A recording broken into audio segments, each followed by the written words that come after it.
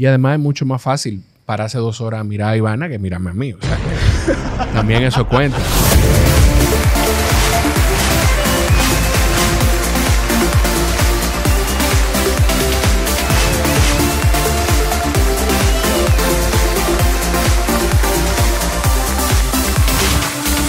Bienvenidos a El Antivirus, un show a prueba de todo. Isaías González es mi nombre.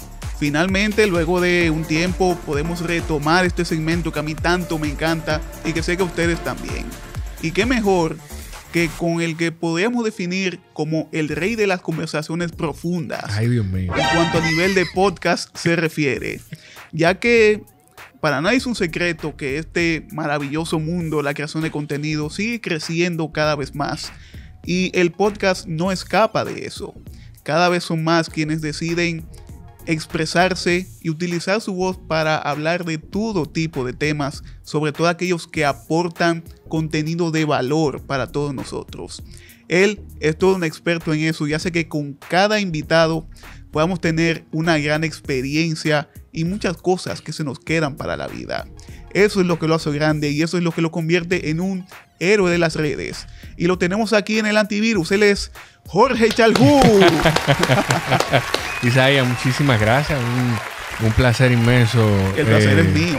De estar en El Antivirus. Y nada, yo estoy casi después de esa introducción. Si tú seguías hablando, yo te iba a mudar. Iba a dejarme de mi esposa y a mudarte porque tú me quieres más que ella. Yo creo. Claro. No, a ese nivel. No, claro, pero gracias, ¿no? Gracias por tus palabras. No, de verdad que es un privilegio. Y sobre todo por el hecho de que tú has tenido muchísimos invitados de todo tipo de áreas de la vida. Pero normalmente a ti quizás no te vemos tan expuesto a nivel, digamos que a nivel mediático, así a manera de entrevistado, en lugar de como entrevistador. ¿Algún motivo en particular? Que no me invitan a los sitios. No, mentira. No sé. Lo que pasa es que por alguna razón a mí se me dificulta un poquito más, igual que le debe pasar a muchísima gente, se me dificulta un poquito más hablar de mí. Y además de eso, ya de por sí, entre las responsabilidades con el trabajo, mis responsabilidades con el podcast, con mi familia, son muchas cosas que ocupan mucho tiempo de mi vida y todas tienen un espacio muy importante. Entonces, no siempre puedo sacar tiempo para tener estas conversaciones. Me siento súper agradecido cada vez que me hacen una invitación. De hecho, teníamos un tiempo ya tratando de coordinar esta. Sí. Y me ha pasado también con otros contenidos. Pero también yo no sé qué tanto yo pueda aportar o qué tanto. Yo estoy seguro que sí, que algo puedo dejar. Muchísimo. Pero también hay muchísima gente con la que tú puedes sentarte a hablar, que tiene muchísimas cosas que aportar. Todos tenemos algo que aportar. Yo siempre creo eso. Aún las personas que quizás pudieran parecer como que menos conocidas o quizás que no tengan tantos seguidores en redes sociales, porque eso es lo que se usa, que si tú no tienes por lo menos 10,000 seguidores, pues tú no eres gente, lamentablemente. Y yo soy de los que no creo en eso, que todos tenemos siempre algo que decir, algo que se nos quede y que se le queda a los demás para compartir. Y tú eres un experto en eso porque de cada invitado siempre tienes algo significativo. Yo estaba hablando hace unos días con mi abuelo y él, que yo creo que también porque me quiere mucho, yo soy su primer nieto con mi abuelo paterno. Y él me decía como que cómo yo podía sacarle cosas a la gente. Y para mí eso es que mi abuelo me haga una pregunta. Es casi un sueño porque es una de las personas que yo más admiro en el mundo. Y yo le decía, es que yo lo único que hago es sentarme a escuchar a la gente. Claro. O sea, yo no hago más nada. Yo de hecho puedo hacer algún apunte de alguien antes de tener la conversación, pero yo ni siquiera anoto preguntas. Yo lo que hago es sentarme a escuchar a la gente y si... También es que con todo con el que yo me siento a hablar es gente con la que a mí me interesa tener la conversación. Sí, claro. Entonces eso tiene otro componente. Pero y las cosas van fluyendo. Exacto. Es eso, es sentarme a escuchar a la gente y y ver qué cosas puedo aprender de ellos. Sí, por supuesto que sí. Y muchos quizás te conocimos inicialmente en este tema del podcast, pero ya tú tienes unos años de experiencia a nivel comunicacional, en temas del sector hotelero, del sector inmobiliario, o sea que estás envuelto en diversas áreas de la vida. Sí. Sin embargo, vamos a hablar de lo comunicacional en primera instancia. Tengo entendido que tú iniciaste en la radio de la mano de Pablo Ros. Correcto. Yo empecé, no sé, creo que quizá en el 2007, 2008, la verdad nunca lo recuerdo claramente, con Pablo Ros en el Interactivo 3 a 5. En ese momento estaba en Neo en 89.3. Sí, lo recuerdo. Y después nos movimos a Radio Universal, después yo salí del programa, pero ya saliendo del programa, pues ya estaba en televisión con Alberto Rodríguez. Después vino un segmento de deportes una vez a la semana en El Ritmo de la Mañana. Después La Alarma y un tiempo en acento.com.do como editor de deportes. Claro, esa parte de los deportes que también quería conversar sobre eso. ¿Cómo nace esa pasión por hablar de temas deportivos? Porque quizás no tenemos tan inmerso en esos temas actualmente con tu podcast. Uno que otro invitado. Recientemente estuviste con Alberto Rodríguez, precisamente. Sí. Pero, ¿cómo nace eso de comentar o de hablar de información deportiva? Tú sabes que yo creo que por alguna razón yo siempre tuve el interés de comunicar, de dejar algo de mí en la gente. Eso yo lo estoy diciendo ahora, pero en ese momento de mi vida yo ni siquiera lo pensaba, no hacía esos ejercicios de introspección, no los hacía. Ajá. Y la forma en la que yo podía aportar quizás era a través de lo que a mí me apasionaba, que además de servir y comunicar, pues era el deporte. Yo hago la historia en el caso de Alberto, que yo me acostaba en las noches, no tenía telecable y yo me acostaba en las noches cuando se terminaba el programa de deportes que él acababa de iniciar en Telecentro. Alberto Rodríguez en los deportes. Correcto, era a las 11:30 de la noche y yo me acostaba cuando se terminaba y en la mañana al despertar lo primero que hacía era, primero daban el segmento de deportes de Félix de Sena en el canal 13, revista 110 y después en matinal el segmento de deportes de Bienvenidos Rojas y me iba al colegio. Yo vivía y respiraba deporte, más que nada baloncesto, siempre. ¿El baloncesto te gusta? Sí, yo jugué béisbol, pero después que me dejé atrapada del básquet no hubo forma. O sea, era el deporte que más me gustaba y hasta hace poco pues le daba mucho seguimiento. Estoy tratando de retomarlo de nuevo por el bebo. ¿Y te imaginaste quizás en algún momento a nivel profesional dedicarte al baloncesto? Quizás si lo hubiese empezado en un momento más temprano de mi vida. Yo quiero pensar que yo quiero pensar que todos podemos desarrollar algunas habilidades.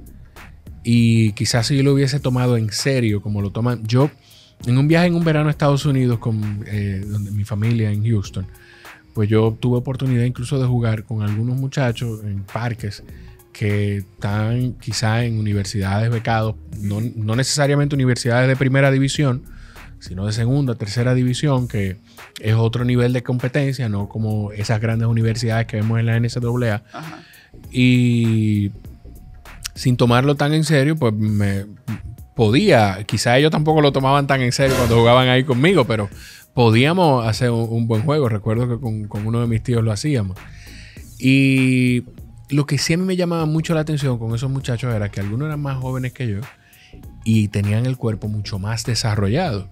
Pero él me decía, es que aquí, si ellos quieren tomar un camino, si el camino es el básquet, bueno, pues van a la escuela, llegan a su casa, comen, van a la práctica, van al gimnasio y después llegan a su casa, hacen tarea y se acuestan. Ajá. O sea que hay una rutina que de ahí viene muchísima presión que le meten a los muchachos en Estados Unidos. Sí, bastante. Pero hay un régimen que persiguen porque tienen una meta clara que quieren perseguir.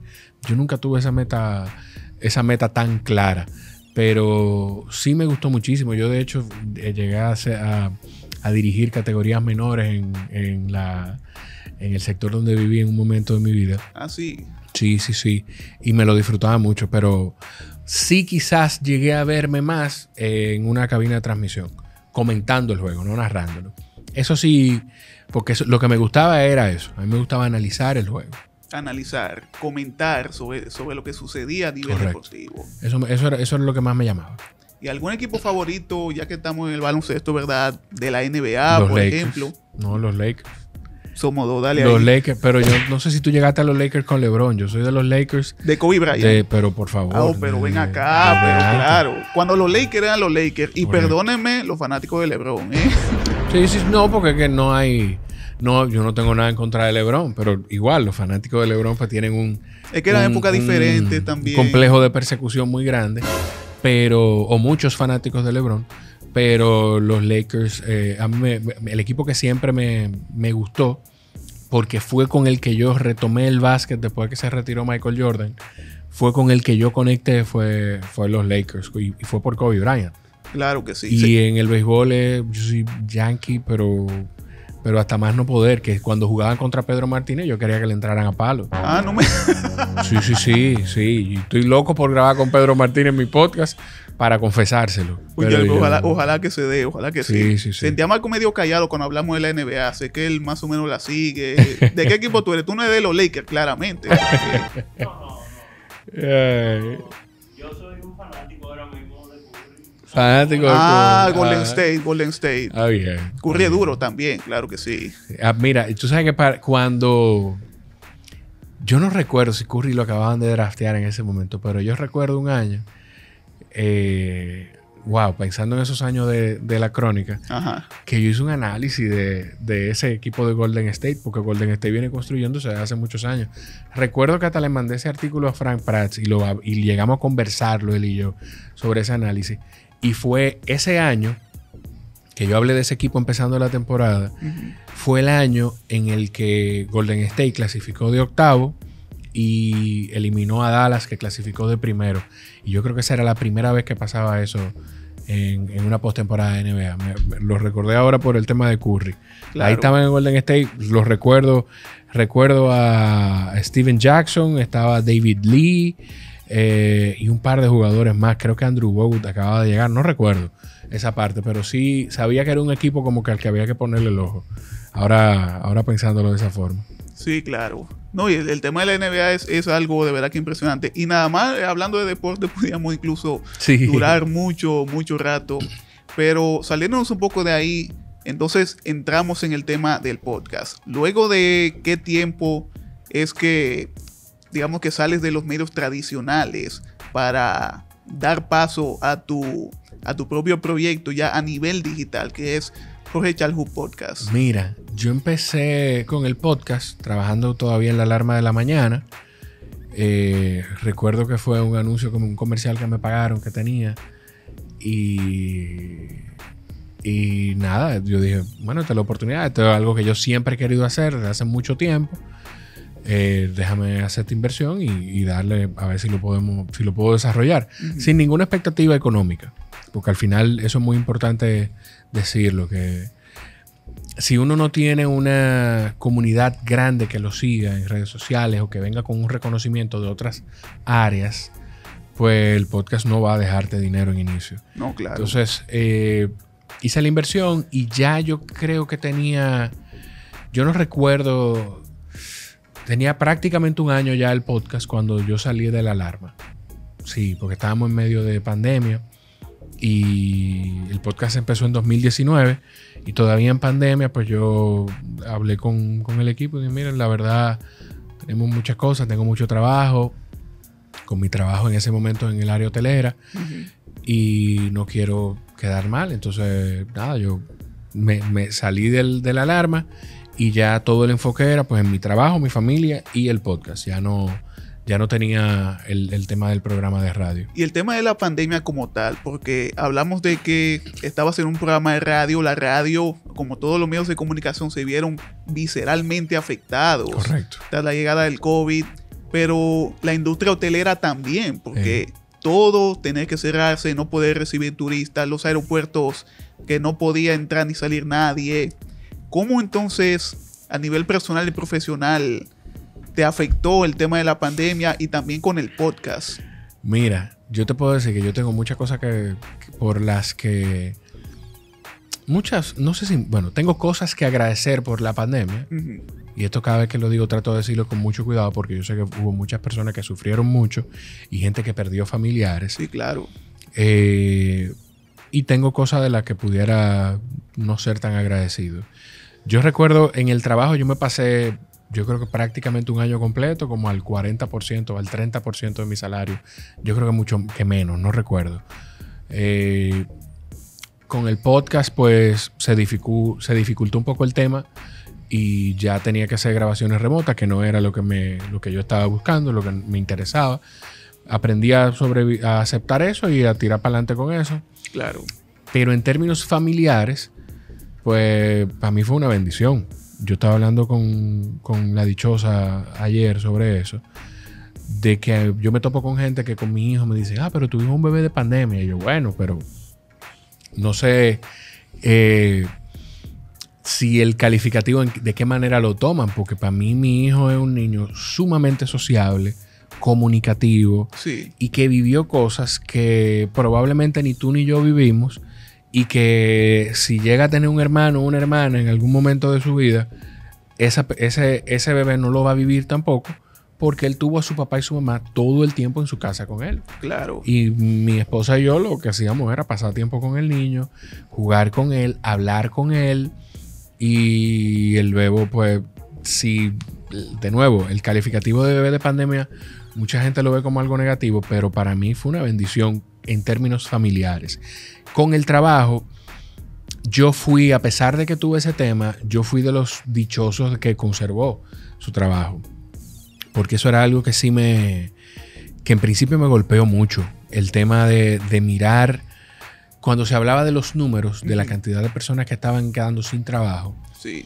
Pues yo recuerdo que yo veía los números y hablaba con gente que les decía que ustedes están viendo números, pero yo estoy viendo caras y nombres y gente con la que yo comparto cada vez que voy a trabajar a los hoteles o que iba a trabajar a los hoteles. Claro. Entonces, por eso yo entendí tanto cuando empezamos a abrir y la flexibilidad con la que tenía el destino República Dominicana, porque hubo un momento, primero que el turismo empezó a levantar la economía, sí, que algunos hoteles, que algunos destinos ayudaron a que se pudieran abrir algunos hoteles. Por ejemplo, Europa del Este hizo que otros hoteles pudieran abrir, porque nosotros no estábamos dentro de la lista de países de peligro para esos países en Europa del Este. Igual muchos otros destinos, el turista lo que decía era ¿a qué país yo tengo que ir en el que me pidan menos cosas? Exacto. Entonces eso reactivó mucho, que cuando uno habla del sector turístico no es nada más que se reactivan los hoteles, es la cadena de distribución que abastece esos hoteles, es los turoperadores y los receptivos que trabajan y que hacen hasta las excursiones desde esos hoteles. O sea, hay muchas otras cosas que la industria mueve. Entonces, esa parte sí la recuerdo con algo de pesar. Sí, claro. Mencionaste a tu hijo y algo que conmovió a mucha gente, incluyéndome, que publicaste en estos días, fue justamente un video con tu hijo en el podcast. De verdad que eso fue algo maravilloso. Y te quiero preguntar, ¿tú visualizas a tu hijo quizás haciendo lo que haces tú a nivel de creación de contenido, de comunicar? Mira, si yo te digo que eso es lo que yo quisiera para él, te diría que no. No. Y no por nada malo. Yo quisiera para él lo que él quiera hacer con su vida. Pero lo visualizo porque objetivamente, yo digo que si mi papá hubiese estado en mi casa, si yo hubiese vivido con mi papá en casa, probablemente yo hoy fuera ingeniero. Mi papá es arquitecto. Y mi hijo lo que hace es lo que él está viendo. Claro. Yo nunca le dije al bebo, ven, siéntate, vamos a grabar, o ven, hagamos esto. Es que él, como yo grabo en mi casa, él ve el movimiento siempre y lo que hace es que quiere ser parte, quiere hacer actividades con su papá, y entonces las actividades que hace con su papá es cuando su papá va a abrir los trípodes, pues él ayuda a su papá. Claro. Si él ve que yo me siento a grabar, él se sienta en el otro lado de la mesa. Lo habíamos hecho antes, incluso el más pequeño, pero es porque él mismo se sentó en la mesa y dijo que quería grabar el podcast. Entonces, yo por eso creo objetivamente que si yo continúo, que no pienso dejar de hacer el podcast, claro, pues a la larga él va a querer hacer algo parecido. pero de querer que lo haga, no por nada malo, sino porque yo quiero que él se sienta con la tranquilidad y la plenitud de que su papá y su mamá lo van a apoyar en lo que él decida hacer con su vida. Eso es lo más importante. Cuando los padres deciden apoyar a sus hijos, la mitad del camino de ellos siempre está ganada. Yo lo he dicho en reiteradas ocasiones y nunca me cansaré de decirlo, que el apoyo de la familia es algo fundamental, independientemente de lo que sea, a lo que se quieran dedicar. En el tema del podcast, no solamente produces tu propio podcast, sino también que creas contenido o produces contenido para otras personas, según tengo entendido. Mira, yo empecé apoyando en el contenido a una amiga, bueno, se convirtió en mi amiga después, se llama Romina Cere, un podcast que ella hacía, se llama La Pil, que lo puso en pausa desde hace un tiempo y probablemente lo retome. Y porque ella me convenció a eso. Yo no quería involucrarme en el contenido de otras personas. Y ya de ahí entonces empezaron a llegar otras personas, incluso empresas, que entendían que yo quizá podía aportarles algo en la creación de ese contenido y apoyarles en la parte técnica. Sí. Al día de hoy, solamente al momento que estamos grabando esto, solamente estoy trabajando dándole apoyo a una persona, Ariana Sánchez, que tiene un podcast maravilloso de salud mental, se llama No es Terapia, y lo grabamos incluso de manera remota. Entonces yo le respaldo desde aquí, ella está en Venezuela, y grabo un contenido que eso es algo que yo tomaba en cuenta para trabajar con quien sea que fuera a trabajar, que fuera algo que yo sentía que estaba aportando a algo que aportaba de la misma, o sea, que yo podía aportar a un contenido que iba a terminar aportando a quienes escucharan. Por supuesto. Entonces, eso me ha pasado. Pero solamente con esas personas es que he trabajado. Bueno, o sea, desde Romina, las otras personas que fueron llegando, y ahora mismo solamente con Ariana. Por supuesto que sí. ¿Cuál ha sido tu podcast favorito de todos los que has creado? Yo sé ¿De los es una que he pregunta- creado? Sí, de los, creo que 200, casi 200. Ah, que o sea, el llevas episodio favorito de mi de podcast. tu podcast. Wow, no sé. No, es que son... Cada conversación me va dejando algo. Porque yo te puedo decir... Yo grabé un episodio del podcast que me encantó con Marcos Díaz. Reciente salió un episodio con la doctora Ann Benjamin que hablamos de dopamina. A mí me encantó la conversación que yo tuve con Johnny Estrella, con Tuto Guerrero. Cada vez que grabo con Carlos Sánchez aprendo algo nuevo y nos lo disfrutamos mucho los dos. Sí. Mi podcast favorito, mi episodio favorito, yo creo que todavía no lo he grabado. Yo creo que esa va a ser la respuesta que voy a dar siempre que me pregunten. Oye, me gustó eso. Tu Sí. episodio favorito todavía no lo has grabado. No lo he grabado todavía, porque me falta muchísima gente con la que yo quiero grabar y personas con las que he grabado que quiero repetir. Yo creo que Por eso ejemplo, es- ajá. ¿cuándo sale este episodio? Sale, vamos a decir que dentro de 2-3 semanas. Bueno, pues cuando este episodio salga, ya va a estar disponible una conversación que yo tuve con Roberto Salcedo Padre, que yo no me imaginé que iba a grabar con ese señor nunca en mi vida. Wow, una estrella. Y grabé con don Roberto, que fue alcalde de la ciudad de Santo Domingo por creo que 14 años. Sí. O sea, y duramos casi 2 horas hablando. Que ese señor me dedicara 2 horas de su vida, yo no tengo cómo pagárselo. Entonces, es una conversación que yo también me disfruté. Hay mucho. Y de gente muy reconocida y otros de personas que quizá no son tan reconocidos, pero que me han encantado. Pero definitivamente mi episodio favorito yo no lo he grabado. Me gusta ese término, porque podemos decir que te impulsa a seguir siempre creando, haciendo cosas nuevas y quizás no cansarte o no quedarte como que en esa zona de confort. Correcto. Logré este contenido, ya, a partir de aquí ya no me importa lo demás, sino seguir hasta el cansancio. Es que es una batalla constante que yo tengo interna y a modo externo también, que cuando se habla del síndrome del impostor. Sí. El síndrome del impostor pudiera ser malo. Todo es malo cuando se lleva a extremos. Ujú. Entonces tú necesitas, tú consumes el contenido del podcast, tú me habrás escuchado decir esto. Tú necesitas creerte lo suficiente como para tú pararte aquí a grabar conmigo y a grabar, a exponer un contenido. Sí. Tú tienes que sentir que tú puedes aportar algo, pero también necesitas cuestionarte lo suficiente para seguir mejorando constantemente. Por supuesto. Entonces, al final, si tú te vas a un extremo de creértelo todo, pues te vas a estancar y la gente no va a querer trabajar contigo porque tú crees que tú te la sabes toda. Pero si te vas al extremo de cuestionarte todo, ni siquiera te va a atrever a pararte a grabar aquí.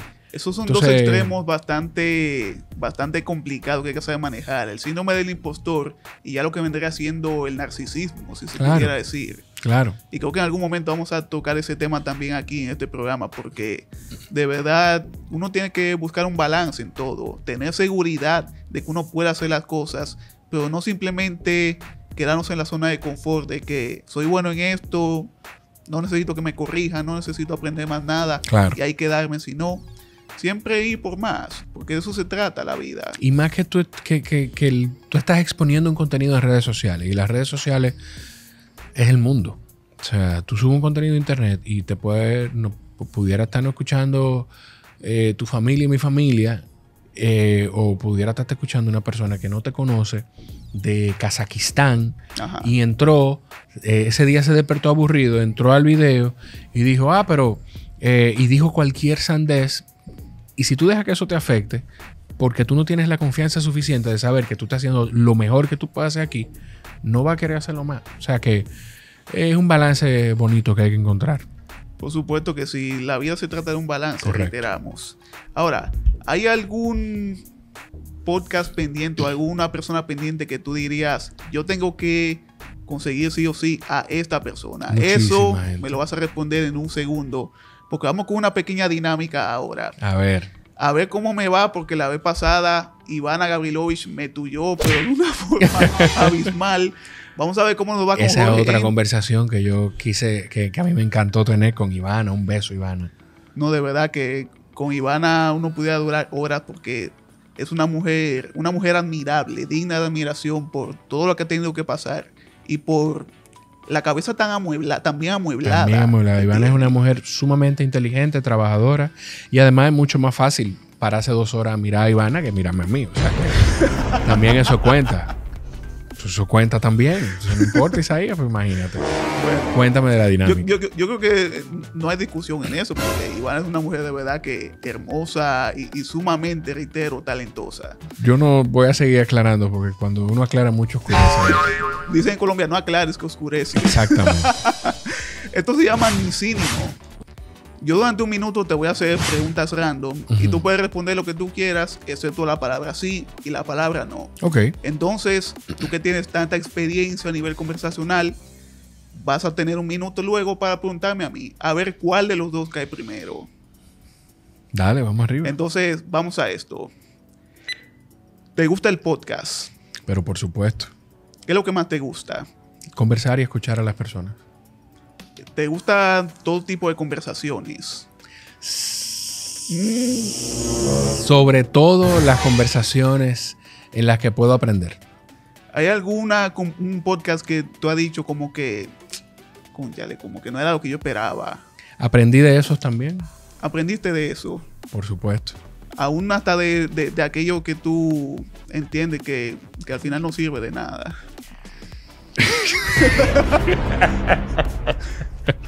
Lo estoy complicando. Pues hombre. Claro. ¿Te ha quedado mal algún invitado? La gente se queda mal a sí misma. Me gustó eso. Se queda mal a sí misma. Sí. Ay, acaba de decir que sí, perdió. Sí, pero la gente se queda mal a sí misma.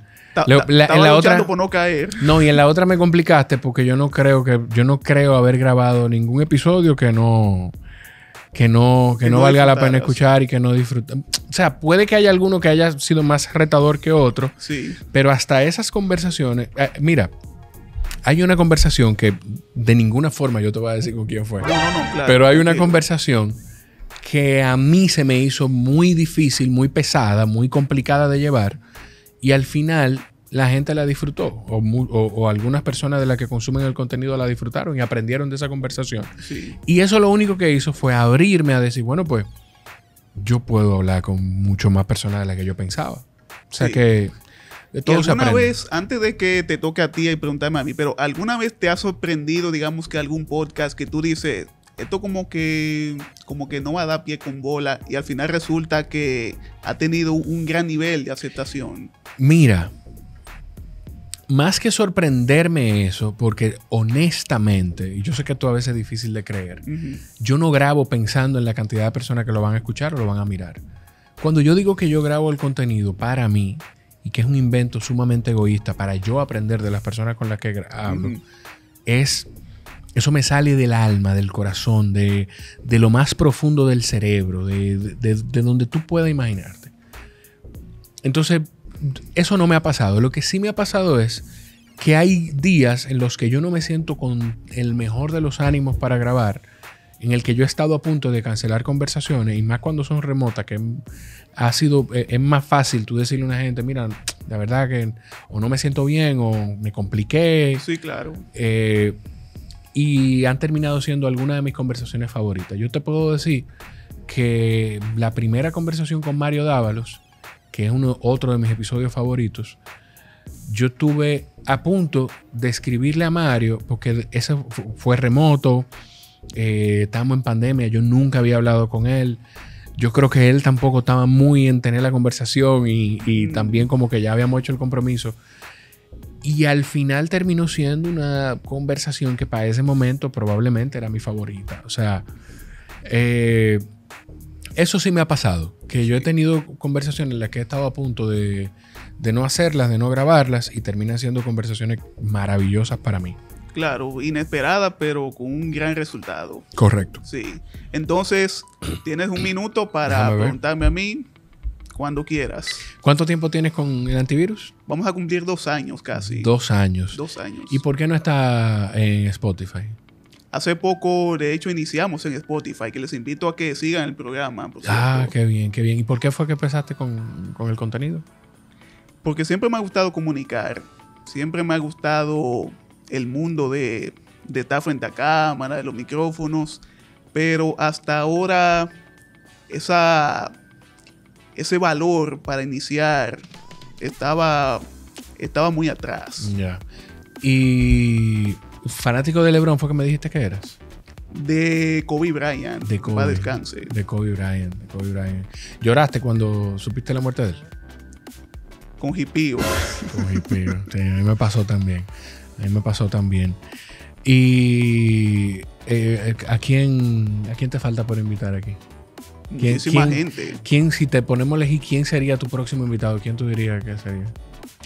A mí me encantaría incluso estar con Don Francisco, que yo lo dije en un momento. Don Francisco. ¿Ya le has escrito?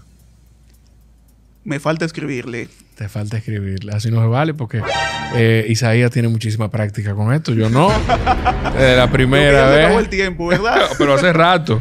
Hace rato probablemente que se terminó. No te llevé la práctica. La vez pasada yo perdí, te digo. Lo que pasa es que Ivana es demasiado... Ella sabe de eso. Ahí sí hay experiencia.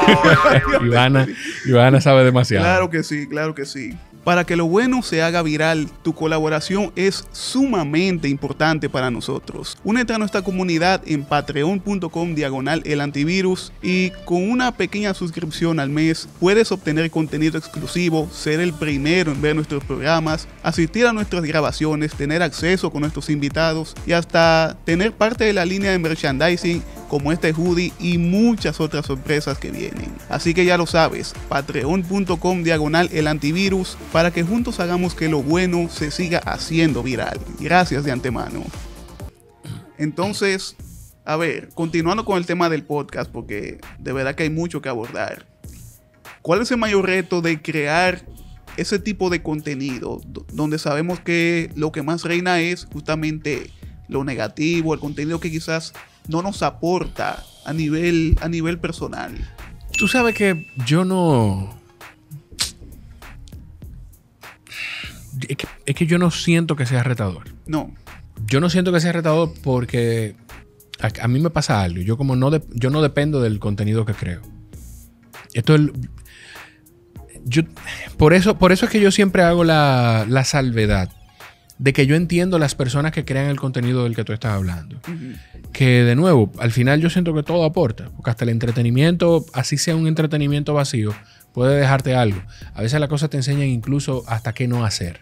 Eso te iba a decir. Entonces, sí. O sea, todo aporta. Pero ¿qué pasa? Ese entretenimiento que se pudiera criticar genera empleos Y además de que genera empleos, depende económicamente de esa dinámica de vistas y demás. Yo no dependo de eso. Yo tengo la dicha, Gladeline Raposo me hizo entender que tuve una dicha de no depender económicamente de eso. Y eso hace que yo no comprometa mi contenido. Lo que yo he dicho es que probablemente si comprarle pañales a mi hijo, que ya lo está dejando, solamente se lo pone cuando duerme. Ok. Dependiera de yo generar 100 views más o 1000 views más, pues quién sabe, y quizá yo estuviera por ese mismo camino. No lo sé. Pero no se me hace difícil porque nunca ha sido mi interés. A mí nunca me ha interesado eso. Y porque tampoco ni dependo económicamente de eso, ni persigo esa validación. Yo no persigo la validación de la cantidad de gente que me está viendo, que no es que sea malo, porque de nuevo, yo quisiera que a mí me vieran cientos de miles de personas en YouTube y que me descargaran cientos de miles de personas en Spotify, en Apple Podcasts, en todas esas plataformas, y que me siguieran decenas de miles en mis redes sociales. Pero yo espero que eso sea un resultado del proceso que ya yo estoy viviendo y que voy haciendo. Por supuesto. Yo no miro eso como el proceso. Yo miro eso ni lo persigo como una meta. Yo quiero que eso sea el resultado. Mi meta sigue siendo, como el primer día, sentarme a tener conversaciones con gente que a mí me interesa conversar, de temas que a mí me interesan, de los que a mí me interesa aprender. Y que producto de eso, quien está escuchando o mirando, pueda quedarse con algo. ¿Tú crees que por ese motivo de que quizás no se obtiene un resultado rápido a nivel de visualizaciones o de descargas, mucha gente que hace podcast, que hace contenido, se ha quedado en el camino? Si ese ha sido el motivo, han empezado por la razón incorrecta. Estoy de acuerdo. Eso es lo mejor, o lo único, o no lo mejor. Lo que te puedo decir es eso. Si el camino, si la gente se queda en el camino porque el podcast no le generó dinero, pues no empezó por la razón correcta. O sea, yo estoy convencido, mi podcast no me ha generado ingreso económico. El ingreso económico que me ha generado el tema de los podcasts ha sido yo hacer consultoría, brindar asesoría y darle respaldo en la producción técnica y el asesoramiento a esas otras personas. Claro. Eso es lo que me ha generado algún ingreso. Y cosas que me han llegado por el podcast, desde una voz en off para un producto hasta, no sé, un menú telefónico para una empresa. Pero mi razón de empezar el podcast no fue hacer dinero. Y por eso yo tengo el tiempo que tengo haciéndolo y lo he hecho de la manera que entiendo que ha sido una manera consistente y constante. No, y me gusta eso porque de hecho hace unos días estaba en un programa de radio con una amiga que tiene un podcast. Se llama Consultando la Esquina, se lo recomiendo. Sí, claro, con Ana. Consultando la Esquina empezó conmigo. Ah, mira, tú Yo empecé apoyando conmigo, no. Perdón, Consultando la Esquina empezó con las 3 mentes brillantes que lo hacen, sí, que son Linet, Rosemilia y Ana, que son 3 psicólogas maravillosas, sí, y 3 seres que llegaron a mi vida y yo espero haber aportado alguito, así como aportaron ellas en mi vida. Claro. Y yo empecé respaldándolas a ellas en la producción del podcast y ya después entonces pues ellas se movieron a otro camino y a otro espacio. No, y me encanta lo que hacen, porque el tema de la salud mental es algo sumamente necesario en estos momentos. Tú ves ellas, yo no creo que ellas vayan a detenerse por ahora. No. Porque ellas empezaron el podcast y no empezaron el podcast pensando en generar ningún dinero. Ellas disfrutaban las conversaciones que tenían entre ellas 3 y dijeron, bueno, pero quizá hay gente que le puede sacar provecho a esto que nosotros estamos haciendo. Claro, no, y sobre eso, recuerdo que Ana comentó en ese momento que quizás no han obtenido todavía ingresos económicos, pero sin embargo han tenido pacientes, han recibido pacientes. Eso fue en el rumbo de la tarde, el Día Internacional del Tomando Podcast. el rumbo, sí. Tomando el rumbo. Tomando el rumbo. Con Janet Camilo, Hansel García, gracias, reitero, por la invitación a mi amigo Rafael Dolores. Un saludo, y de a verdad Rafa. que es algo maravilloso porque quizás no se ve el dinero en un principio, pero puedes generar conexiones. Una cosa te puede llevar quizás a otro tipo de trabajos relacionados. Pero es que piensa en que de mi lado, yo he entablado una relación de amistad, por ejemplo, con Carlos Sánchez. yo llamo a Tuto Guerrero hoy y cuando nos cerramos el teléfono, Tuto me dice, te quiero, loco. Digo, Tuto quiere mucha gente. Claro. Pero, o sea, y muchas de esas personas con las que yo he grabado, he podido entablar relaciones de amistad. No que somos en llave de que nos vamos a llamar todos los días, pero son personas a las que yo puedo levantar el teléfono y hasta pedirle un consejo o orientación con algo. Claro. O sea, y eso me lo ha generado el podcast. Sí. A mí me ha pasado, por ejemplo, con mi amiga Diana Filpo. De verdad Qué que ha sido una maravillosa conexión, y con muchas otras personas con las que he tenido el honor, porque es un honor que les agradecer toda la vida, de conversar. Y sé que falta mucho más todavía. Lo que hay que seguir trabajando y haciendo, como decimos siempre aquí, que ese es nuestro emblema, que lo bueno se haga viral. Sí, que lo bueno se haga viral, pero es un tema. O sea, sí, que lo bueno se haga viral, pero también para eso nosotros tenemos que dejar de prestarle atención a las cosas que sentimos que no nos aportan. Exactamente. O sea, dejar de alumbrar. Yo no haría nada llegando aquí a criticar un contenido que no consumo. O que no quiero que la gente consuma, porque lo que estoy haciendo es poniéndole la luz, el spotlight, poniéndolo sobre ese contenido. Por supuesto. Entonces, yo, al final, hay decenas de opciones, cientos de opciones de contenido en el internet, en YouTube, en Spotify, en cualquier plataforma, y ya la gente decide qué ver y qué consumir y qué compartir. A propósito, por esa línea es mi siguiente pregunta. ¿Qué contenido suele escuchar o suele ver Jorge Chalhoub cuando no está dentro del entorno de su propio podcast? Yo consumo mucho Joe Rogan. Mucho. Joe Rogan, yo creo que tiene mucha influencia en el contenido que yo hago y en la forma que yo veo algunas cosas. Con certeza te puedo decir que estoy empezando a consumir mucho a Andrew Huberman. En YouTube consumo diferentes contenidos, El Mañanero, porque o sea, a mí me gusta mucho el trabajo que ha hecho ese equipo y cómo lo hacen, pero también consumo las entrevistas que hace el equipo de Esto No Es Radio. De todo. Hay muchos podcasts en el país que yo consumo, como el Club de las 4 AM, el Asigún Carlos Sánchez, lo consumo. Yo consumo mucho contenido, ya no tanto como quisiera y como podía hacer cuando tenía que viajar todas las semanas al este, pero yo consumo mucho contenido y extrañamente consumo mucho contenido de tecnología, y ni siquiera de tecnología, consumo mucho contenido en YouTube.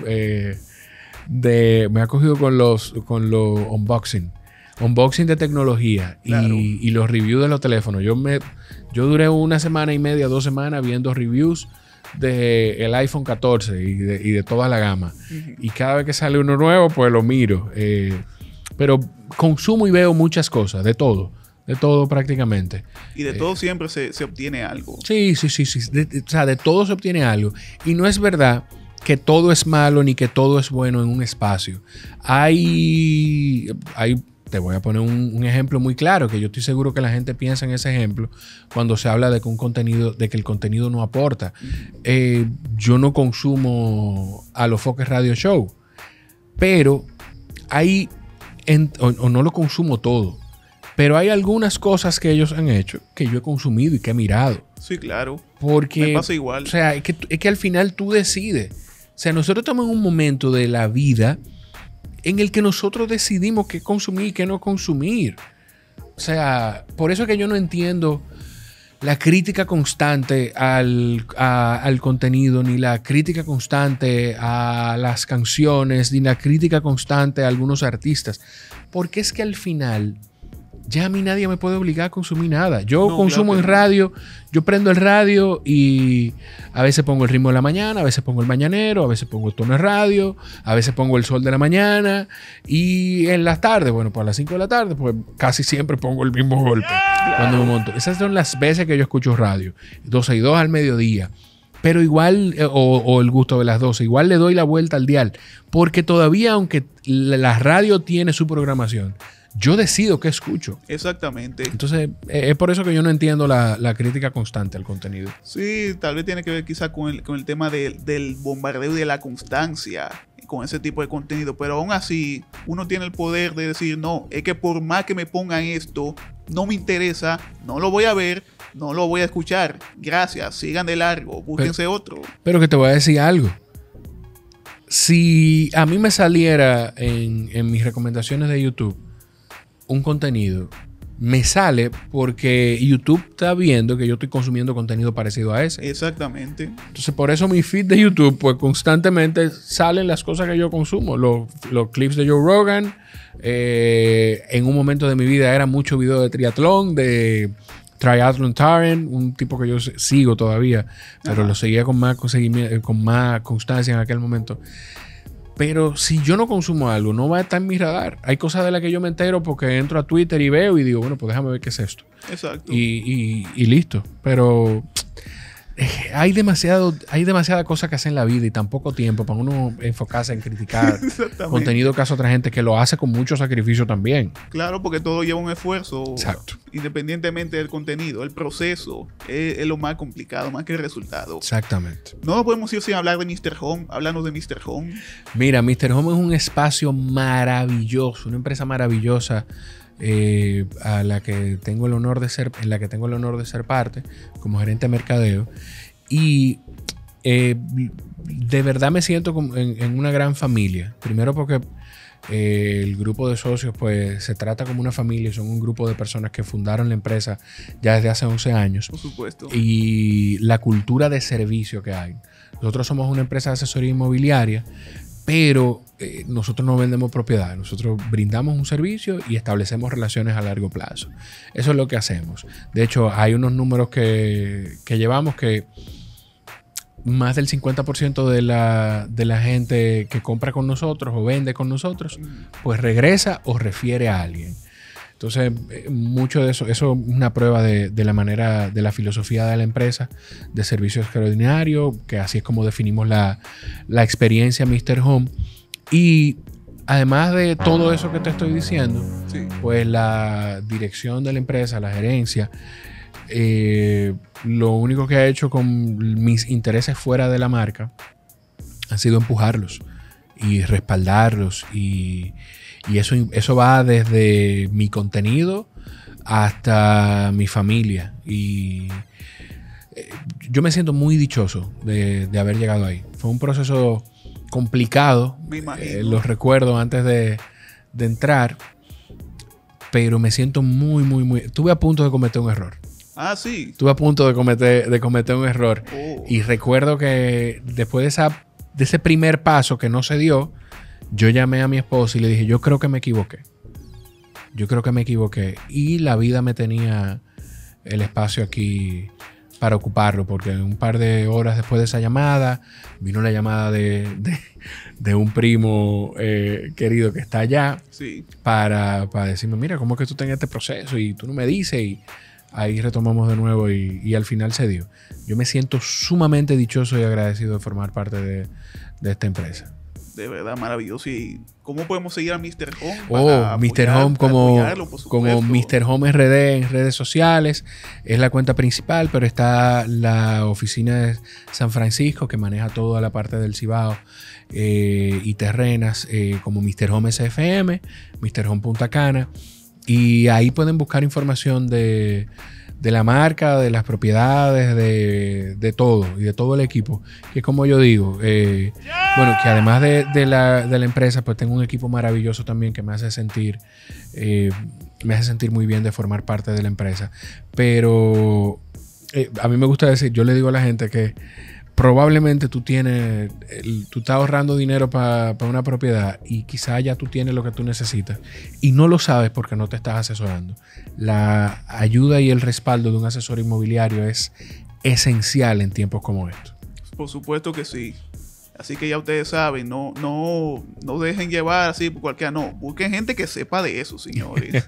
Ahí están los amigos de Mr. Home. Gracias. Jorge, finalmente, ¿qué mensaje tú puedes compartir? Hemos hablado muchísimas cosas de valor contigo, lo cual agradezco, pero para cerrar con broche de oro, algo que tú pudieras decirle a esos jóvenes principalmente que luchan por sus sueños, que quizás han sentido el deseo de tirar la toalla en un momento, pero siguen luchando, siguen perseverando por lograr aquello que quieren lograr independientemente de a qué se quieran dedicar? Mira, primero darte las gracias por la oportunidad de conocerte, de estar aquí en el antivirus y poder también aprender algunas cositas de ti.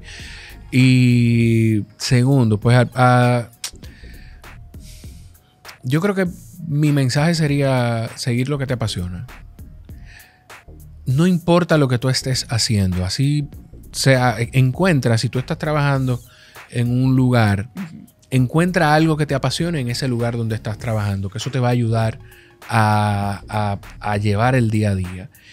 Y si no encuentras nada, pues haz un proyecto que tú puedas llevar en tus tiempos libres que conecte con tu pasión. Y eso te va a mover, y eso te va a hacer seguir, y eso te va a hacer seguir trabajando de manera constante y consistente para poder alcanzar otras cosas. Pero persigue tu pasión y hazlo de manera responsable. Claro. Si tú tienes que mantener una familia, no dejes todo lo que tú tienes en un trabajo ahora mismo para perseguir tu pasión. Saca el tiempo. Si eso te apasiona tanto, saca el tiempo. Y yo te aseguro que la gente que está en tu entorno, que te quiere, va a entenderte y te va a respaldar. Lo puedo decir porque eso es lo que ha pasado conmigo. Y he tenido la vida a través de trabajar persiguiendo mi pasión. La vida me ha puesto personas que me han respaldado y me ha puesto lugares como Mr. Home, que en los que encuentro mi pasión, encuentro cómo exponer y explotar mi pasión ahí, pero también gente en mi vida que me ha respaldado en la pasión que está fuera de ese trabajo. Por supuesto que sí. Jorge, más que agradecido estoy contigo por este momento tan especial.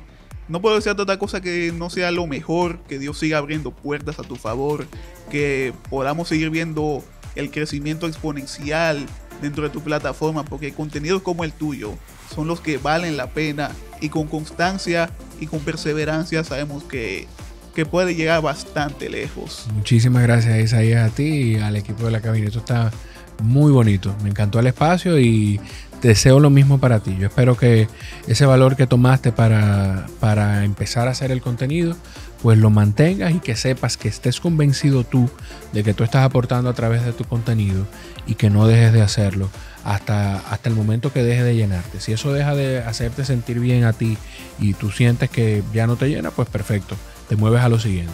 Así será, te doy mi palabra y que vamos a continuar. Jorge Chalhoub en todas las plataformas, redes sociales, YouTube, Spotify, Instagram, en todos los lados. Jorge Chalhoub, disfruten, señores, de su podcast, su contenido 100% recomendado. Luego me lo van a agradecer, se los garantizo. Y si les gustó esta conversación, ya ustedes saben qué hacer. Suscríbanse, activen la campana de notificaciones, compártanlo con todo aquel que usted conozca. Y recuerden que lo bueno se haga viral. Seguiremos luchando hasta lograr ese objetivo. Jorge Chalhoub nos acompañó aquí en el Antivirus, un show a prueba de todo.